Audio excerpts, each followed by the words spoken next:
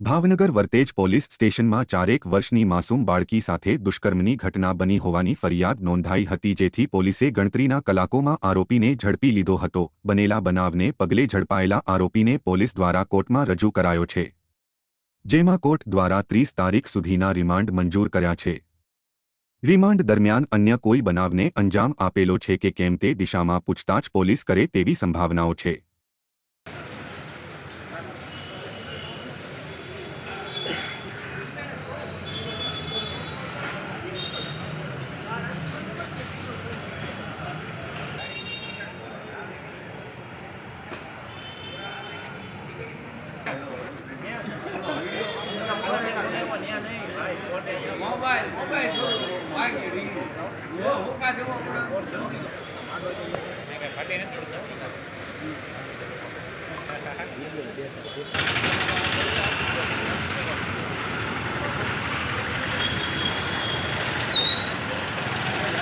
બસ તમ તો ધીમે ધીમે ચાલુ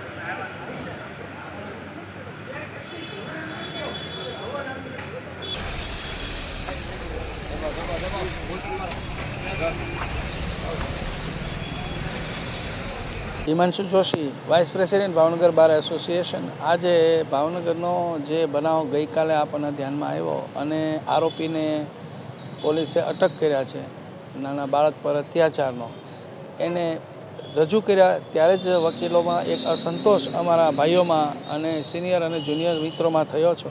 आ खोटुं थयुं छे एटले तमाम वकीलोए साथे मळी सामूहिक निर्णय लीधो छे कि आमनो बचाव कोई वकीलश्री भावनगरना बार एसोसिएशन 3 है एमना सभ्यश्रीओ नहीं करे।